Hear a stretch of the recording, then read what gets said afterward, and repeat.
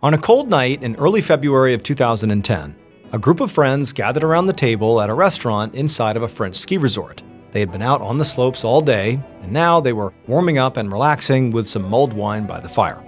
Eventually, a cell phone buzzed, and one of the friends, they looked at their phone and immediately frowned.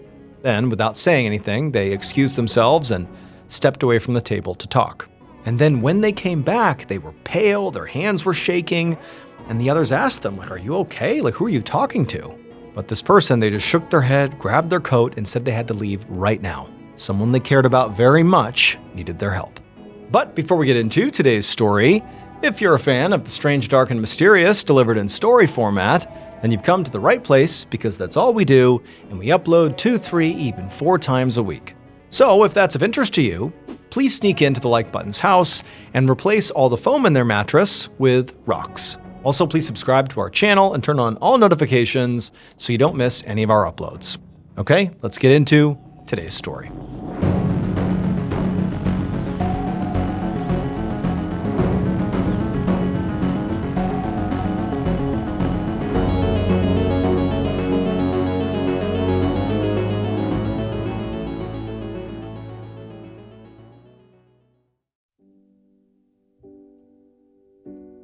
On the afternoon of Saturday, February 6th, 2010, 61-year-old Alain Leleu set up the ironing board behind the couch in the living room of a little house outside the town of Chartres in northern France.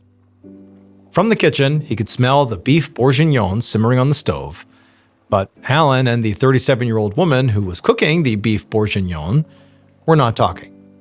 The woman's name was Alexandra Nicola, and Alain had actually bought this house for her and her 10-year-old daughter. Alexandra used to be Alain's assistant, but over the years, they had developed a really close relationship that was much more like father to daughter. Now, Alexandra had not worked for Alain in a number of years, but, they remained close. And also, remember, Alain literally bought her this house.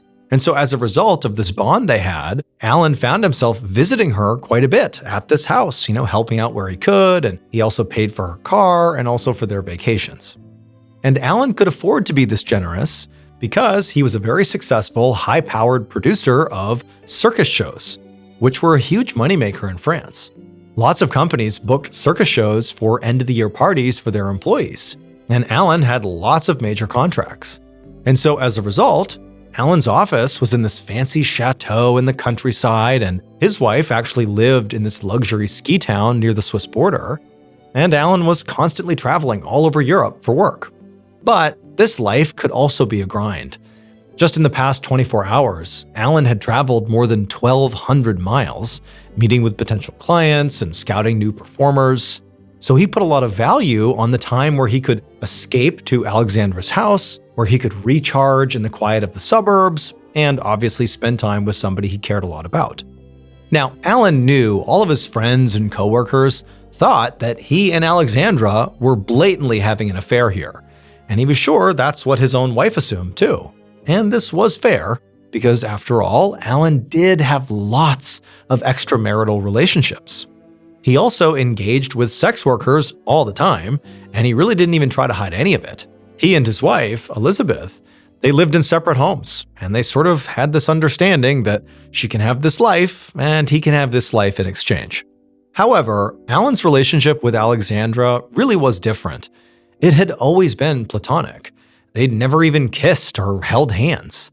Alain had no kids of his own, and he genuinely enjoyed playing the role of, doting father and grandfather to Alexandra and her daughter respectively.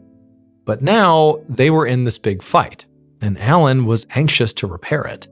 Alexandra's daughter was out of the house for the weekend, so he and Alexandra had planned to have this nice dinner tonight before Alain had to head out again on business on Sunday afternoon.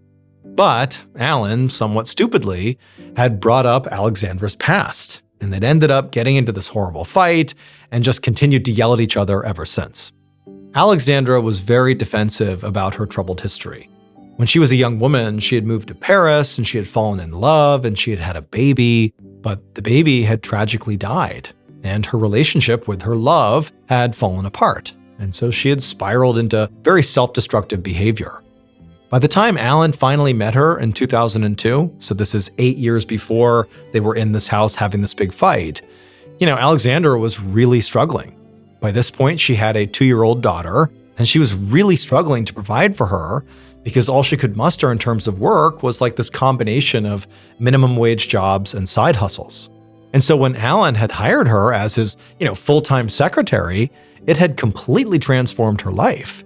But, deep down, sometimes she seemed more resentful of Alan's power than grateful for his help. It's like he had total control over her well-being, and she didn't necessarily like that.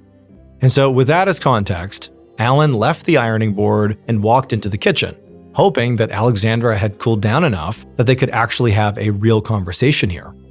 And so once he was in the kitchen, he sort of looked over at Alexandra and couldn't really tell where she was at, and then he turned, opened up the fridge, and just kind of stared inside of it, not really looking for any food or drink or anything. He was just hoping that Alexandra would say something to him. And to his relief, Alexandra did turn around and kind of playfully swung her dish towel at him, telling him that he had to wait for dinner. She didn't seem mad at him anymore, so Alan felt very relieved, and he smiled and closed the fridge, and then he told her to come sit with him and have some wine while they waited for the laundry to dry so she could iron it. A few minutes later, they both sat down on the sofa with their wine glasses, and Alexandra asked Alan how business was going. He told her it was good, which technically it was.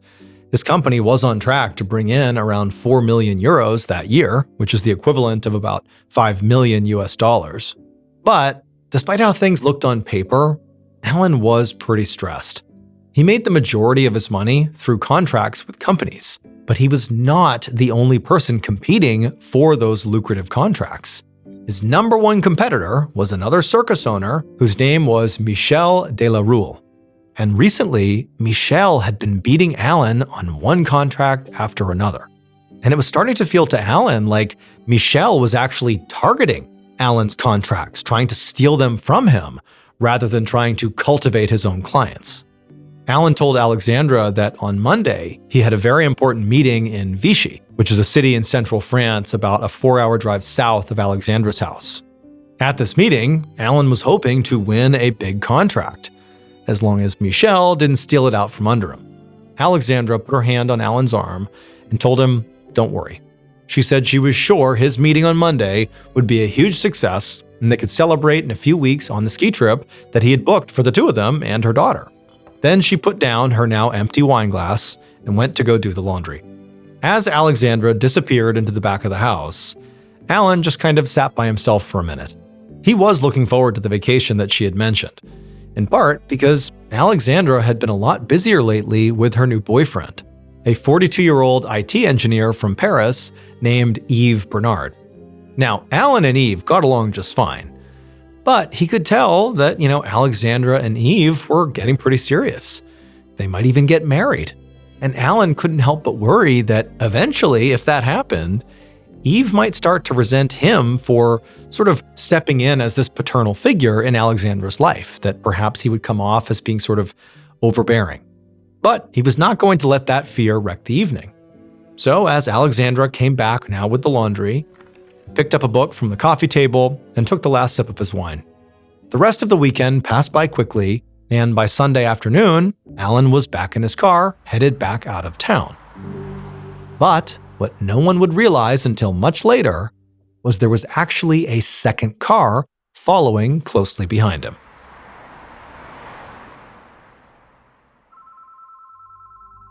The following day, on the morning of Monday, February 8th, Alain Leleu's wife, Elizabeth, was drinking a coffee inside her home in the mountains when her phone rang. She picked it up, and she heard the voice of Alan's assistant, Sylvie. And Sylvie sounded very worried, and she said she was calling to see if Elizabeth had heard from her husband recently.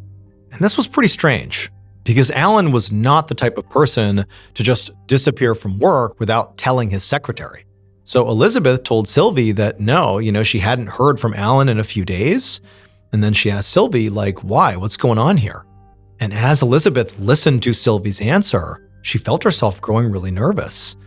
Because apparently, Alan had this very important meeting in Vichy that morning, but he had not shown up for it. In fact, he'd never even checked into the hotel in Vichy where he was supposed to be staying.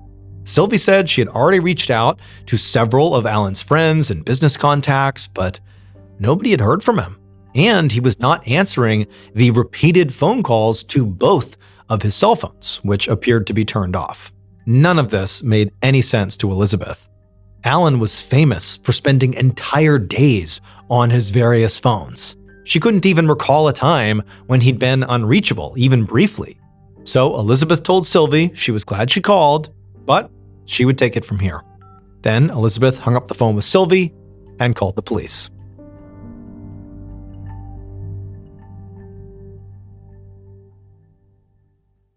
Hey guys, I have some pretty big news. I know many of you are excited to hear. I am going to be doing another live storytelling tour this year. You can find me in a bunch of cities, including new ones on the West Coast and across the United States, where I have never played before. Plus, I'm really excited to share that I will also be performing in an international city, since so many of you have been asking me to visit. We put together an absolutely amazing show with a whole bunch of awesome stories, including stories you will not hear anywhere else. New content you can only get if you come to this show. And guess what? Tickets for this tour are available right now at tour.ballenstudios.com. In terms of the types of tickets you can buy, they range from general admission to VIP. Again, that's tour.ballenstudios.com. I'm also going to be giving away a trip to meet me at one of my live shows. And so if you want to enter for your chance to win that, all you have to do is donate to win at fandiem.com/MrBallen. Again, that's fandiem.com/MrBallen.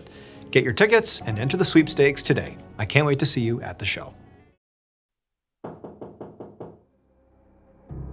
A week and a half later, on February 19th, a young police officer knocked on the front door of a little house outside the town of Chartres in northern France.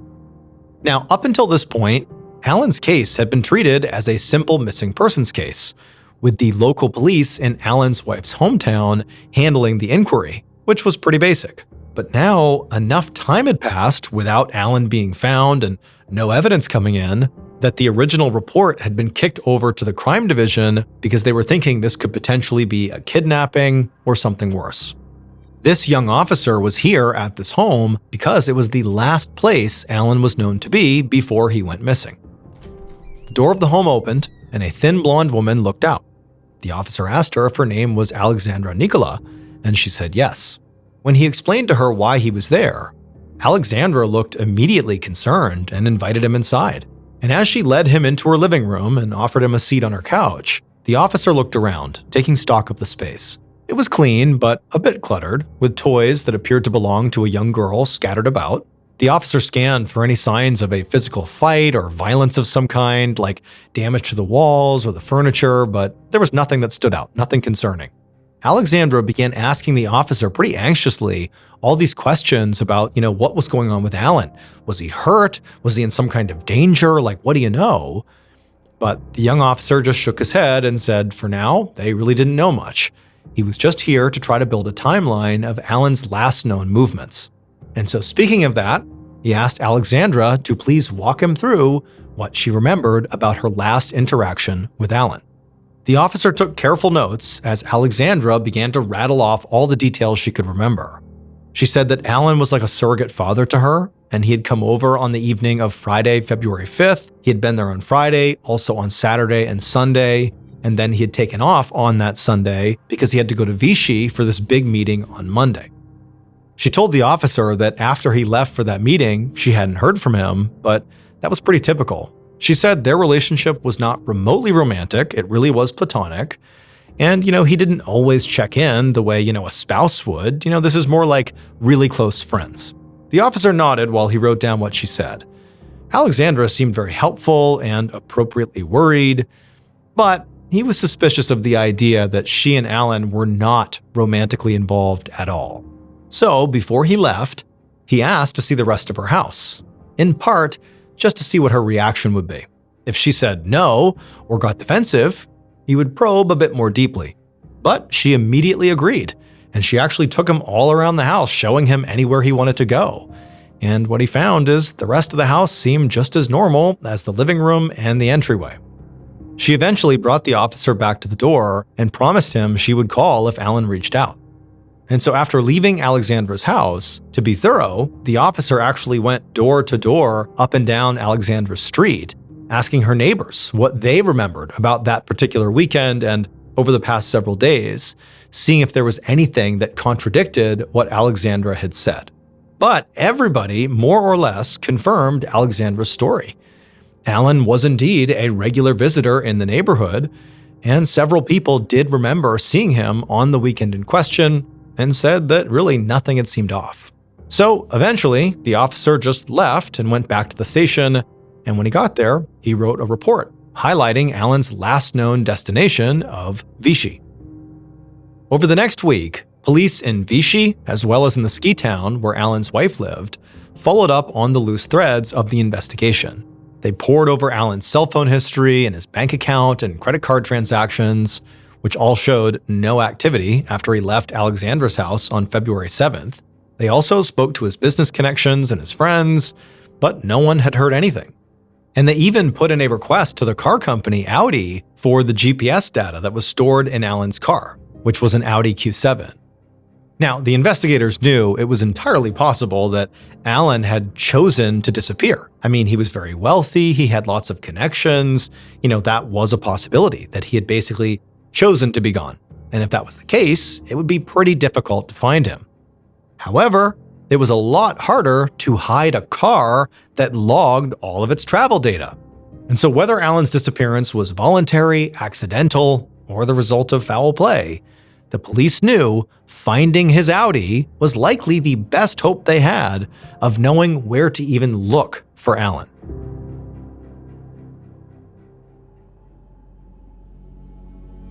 On February 26, 2010, so 19 days since Alain was reported missing, a detective named Pierre Martin stood in a secure impound lot in the city of Orléans, France, looking at Alain's gray Audi Q7.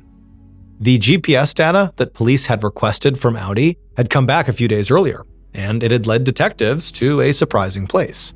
So again, the last place where Alain was known to have been before he vanished was leaving the home of his surrogate daughter, Alexandra Nicolas, near Chartres, France, and heading to Vichy, France for a business meeting. But his Audi had not been found in Chartres or Vichy. Instead, it had been discovered in the parking lot of a train station in Orléans, which was in between those two cities. And so to the police, it sort of looked like he had gotten halfway to his destination and just stopped. Now, when they found this car, the first thing they did is they just put it under surveillance for 2 days to see if maybe Alain or somebody else would return to it. For context, the parking lot where this car was in a pretty rough area where violent crime and sex work were pretty common. So, any number of people could potentially, break into this car or who knows what. It just seemed like a seedy area where something might happen here if we keep watching. But nobody had shown up. So finally, they just towed the car to the impound lot for forensic technicians to process it and look for evidence. And Detective Martin was here to watch that process. The forensic techs circled the vehicle and began taking photos of the outside and also dusting for fingerprints. There was no visible damage anywhere on the outside of the car, and there were no traces of any effort to try to break into the car.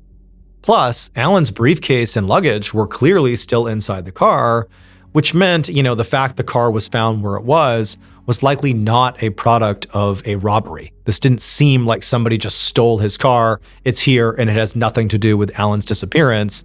It seems like how this car got here is connected in some way to what happened to Alain. And, sort of going down that path, it seemed more and more likely that what happened to Alain probably fell into the category of foul play.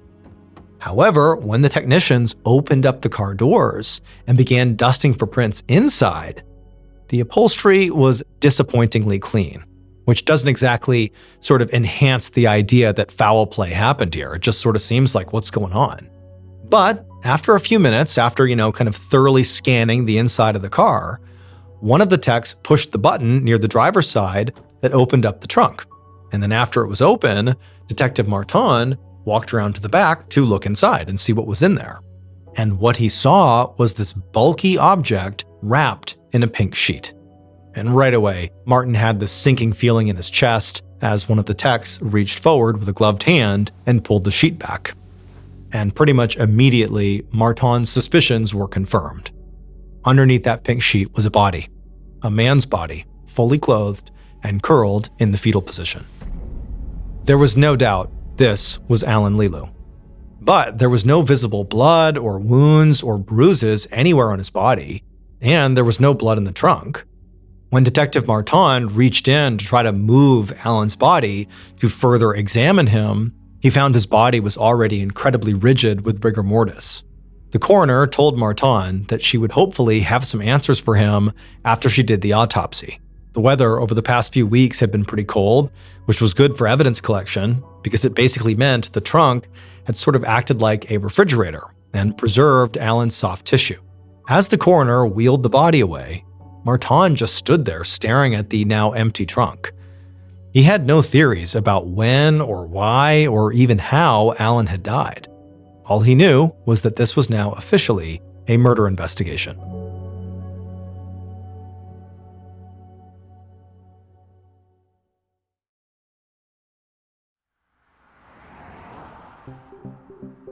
Detective Martin returned to his office at the police station and got to work.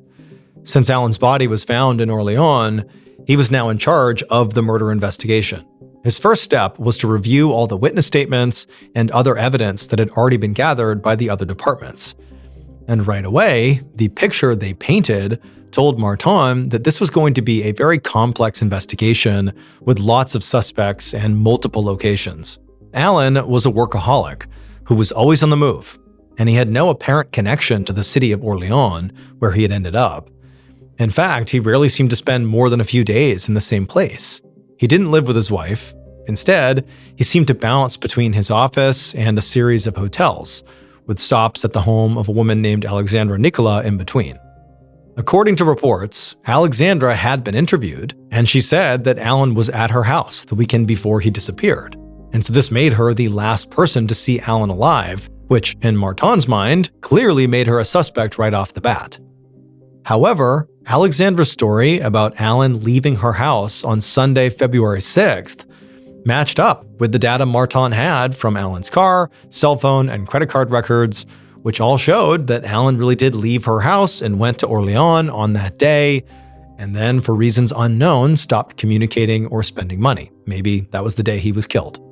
Right off the bat, like the police officer who originally visited Alexandra and took down her original story, Detective Martin found it pretty hard to believe that her relationship with Alain was not romantic. It just seemed like, based on how frequently they apparently saw each other and the fact that Alain was buying her things and, bought her house and paid for vacations and things like that, it just seemed like there was more to the story than what he had been told. But even though that did totally cast some level of suspicion on Alexandra, there was also just the logical side of it for Detective Martin, which is like, okay, the size difference between Alain and Alexandra was stark. I mean, Alain was 240 pounds, a really big guy, and Alexandra was just very small and petite. Now, is it impossible for her to kill him and put him in the trunk of the car in Orléans? No. But it just makes it sort of unlikely. And so that's just sort of floating in the background of Detective Martin's mind. But for now, what Martin found himself much more interested in was some of the other information that Alain's business associates and wife had supplied. First off, Alain apparently had lots of affairs with lots of women. And so that meant every one of those women, and any husbands or boyfriends or other romantic partners of any kind connected to them, were also suspects. It also meant that Alain's wife, Elizabeth, had a motive to want her husband dead. I mean, basically, he's cheating on her openly all the time. That's got to be motivation for her to do something to him. Now, Martin didn't think that Elizabeth literally would have done the killing herself, because she was actually 400 miles away at her home when her husband died. But she certainly had the financial means to hire a hitman. And the second thing that Detective Martin got from the associates and from Alain's wife was Alain's business dealings were both very high stakes and very ugly. Alain's employees and colleagues clearly respected him, but they also described him as a very tough boss and a ruthless business person. He could be very loud and abrasive, and he had already made his fair share of enemies in the circus business, which was already known to be a cutthroat industry where a lot of money was flying around. And so because Martin had been handed this murder investigation, and really there's like an overwhelming number of people that could have been involved here, instead of just, not being sure where to start, Martin just assembled a team of his very best deputies, and they set to work literally re-interviewing everybody, and from that, making a list of suspects that they deemed were appropriate.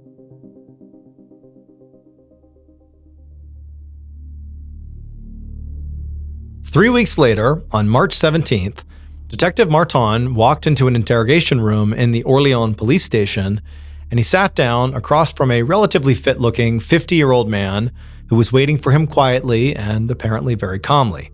The man's name was Michel de la Rue, and he was Alain's biggest rival in the circus business.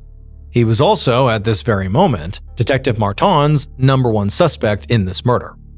Martin and his team had spent the last few weeks conducting dozens and dozens of interviews, and Michel's name had come up more times than anybody else's. And this was because, immediately after Alain disappeared, Michel had begun contacting Alain's clients, trying to get them to all sign new contracts with him, sort of a pretty cutthroat and cold thing to do. And Detective Martin had done the math on these contracts Michel was going for, and they added up to the equivalent of millions of dollars, which in the detective's mind was a very compelling motive for murder. Maybe Michel killed this guy specifically to gobble up these contracts. And not only that, but the coroner had by this point come back with Alain's cause of death.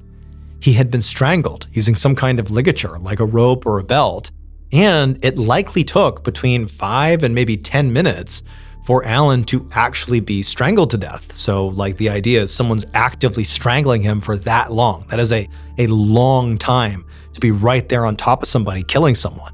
And then the scratches that were found on Alain's legs suggested that his body had been lifted into the trunk after he was already dead. So the death struggle, the actual strangling, clearly took place outside of the trunk.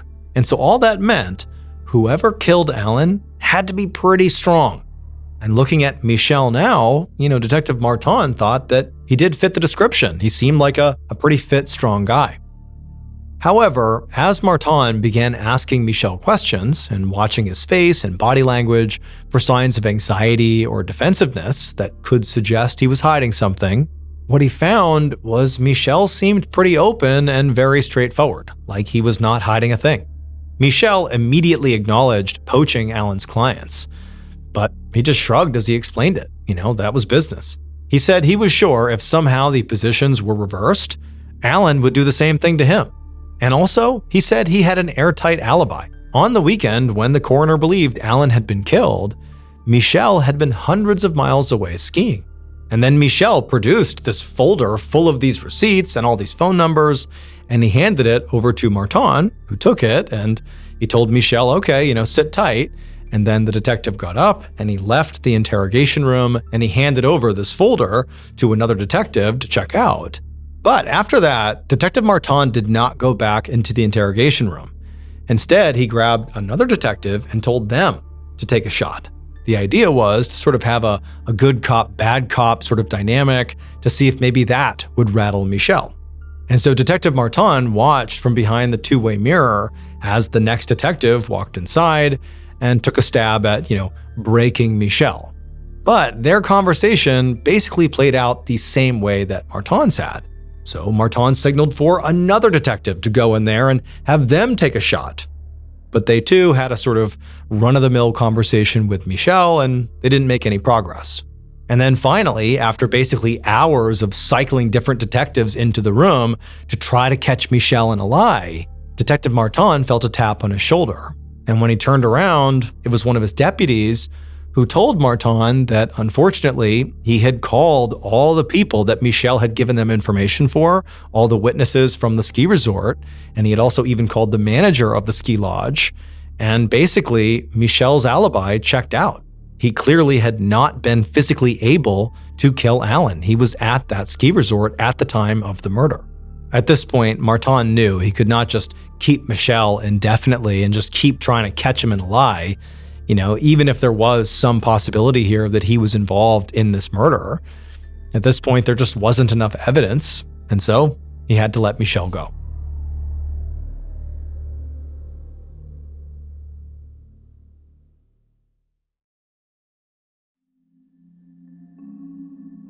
A few days later, Martin was back at his desk combing through reports when a uniformed officer came up and told him there was somebody at the front desk who really wanted to talk to him. And this was exactly the kind of news that Martin had been hoping for. He had recently put out a statement to the local papers basically saying, hey, if there are any witnesses out there, please come in and talk to me.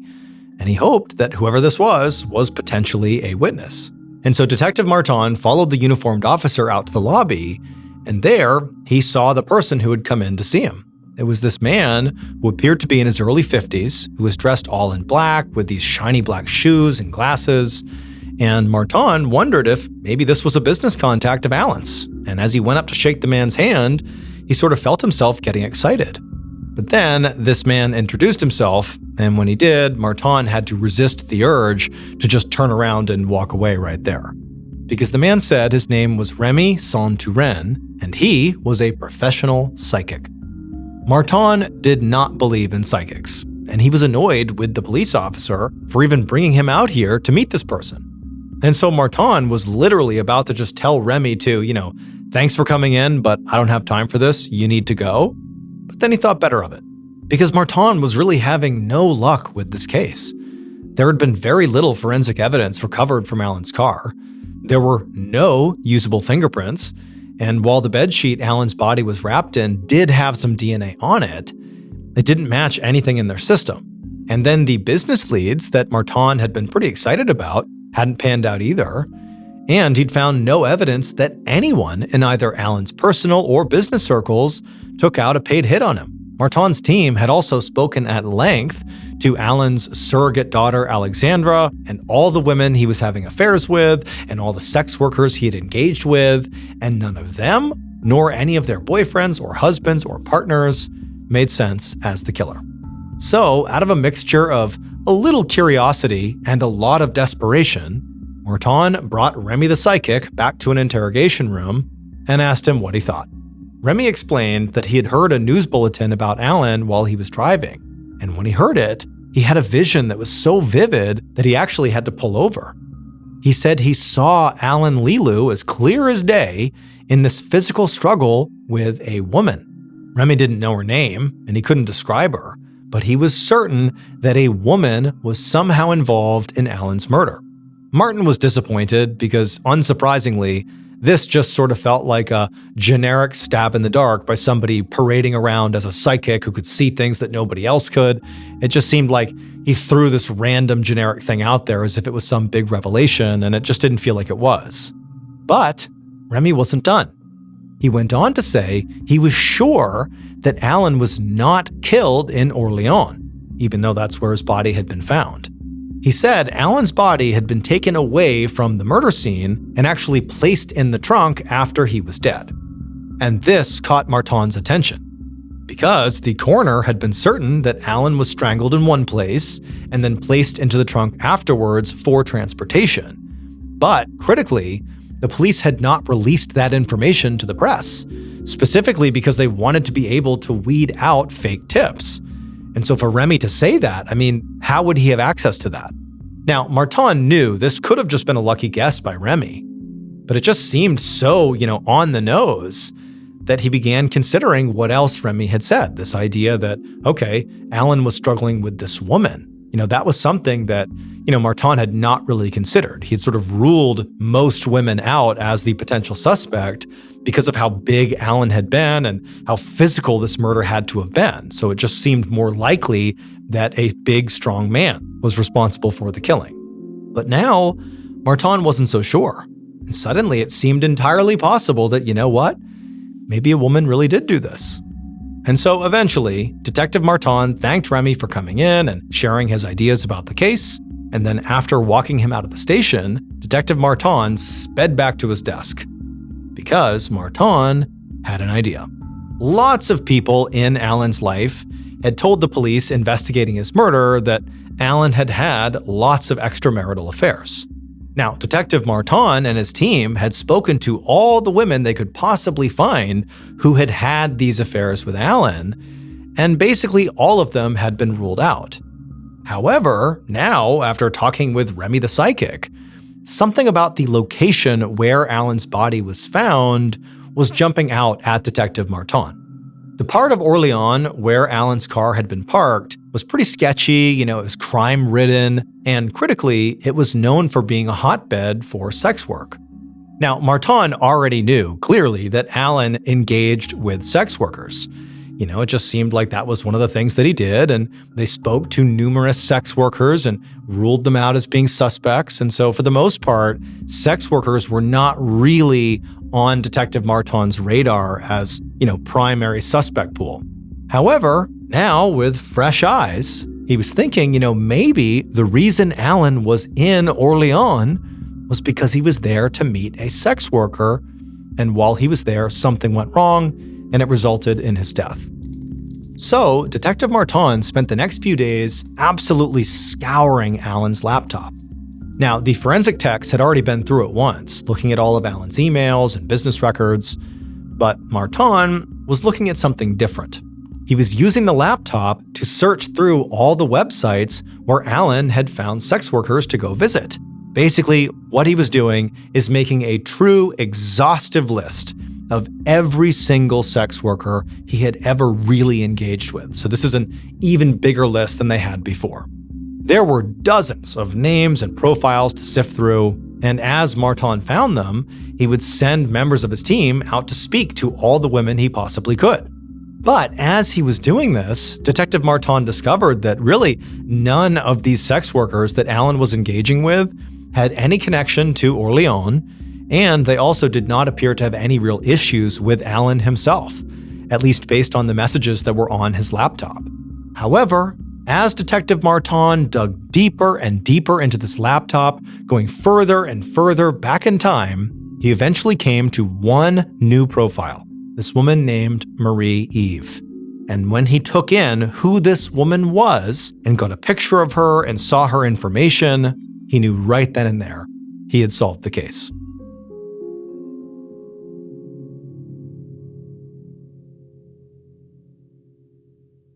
Based on the entire police investigation, as well as a confession from the killer, the following is a reconstruction of what police believe happened to Alain Leleu on the day he was murdered.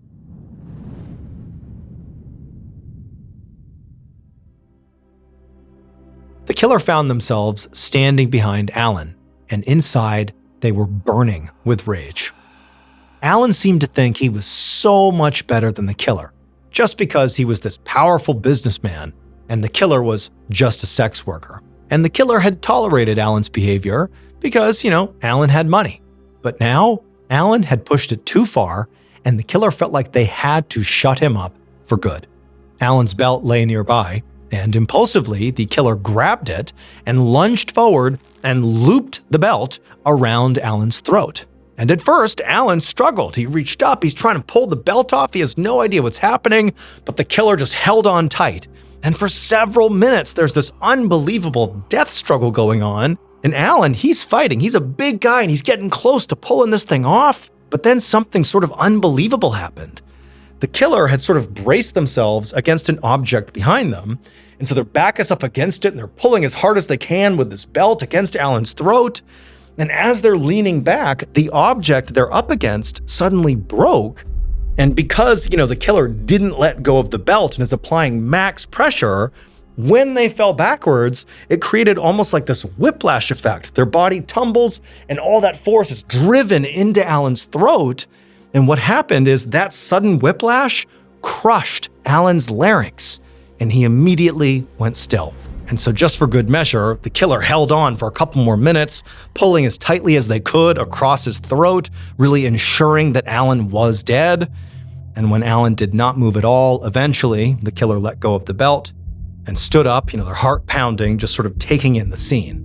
Then, as reality began to set in for the killer, they realized they needed help getting rid of this body. This is a huge guy. How are they going to get rid of it on their own? So the killer called their accomplice. And the accomplice was hundreds of miles away in a ski resort, but they immediately told the killer to wait and they would drive to them. Sure enough, the next day, the accomplice arrived and they helped the killer load Alan's body into the trunk of Alan's car. Then the killer climbed into Alan's car and drove it to the train station in Orléans. Behind them, as they made this ride, police would realize much later there was a second car being driven by the killer's accomplice. The killer and the accomplice would abandon Alan's car and his body in Orléans, and then together they would drive away, and shortly thereafter, they would actually get married. Because the killer was Alan's own surrogate daughter, Alexandra Nicola. Alexandra's troubled past that she was very defensive about included the fact that she was actually a sex worker under the name Marie-Eve. Her accomplice was her new boyfriend, Yves Bernard. So Alexandra and Alan had fought previously about her, troubled history, and she was especially mad that at one point, Alan had implied that Alexandra's daughter could sort of end up like her, as if that would be a horrible thing. So on Saturday, February 6th, when Alan brought up Alexandra's daughter, just sort of in conversation, for Alexandra, something snapped. It just felt so disrespectful that he, again, was talking about her daughter, and sort of out of impulse, she grabbed the belt, wrapped it around Alan's neck, strangled him, and ultimately stumbled backwards and crushed his larynx and killed him. In a way, it was sort of true what Alexandra had told the police when they initially questioned her, that Alan had left her house in his car on February 7th, and she had not seen him again. What she had left out was that Alan was already dead in the trunk of his car when he left. Alexandra Nicola confessed to the murder of Alain Leleu and was sentenced to 15 years in prison. Her boyfriend, Yves Bernard, was sentenced to 2 years for concealment of a dead body. The couple has since been released, and together they have a child who was born before Alexandra went to prison.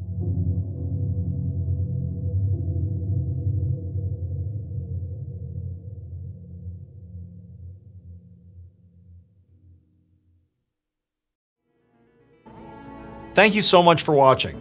Let me know what you thought of today's episode in the comments. And remember, we have a whole playlist of true crime episodes ready for you to binge right now. So click here and give them a watch. All right, until next time, see ya.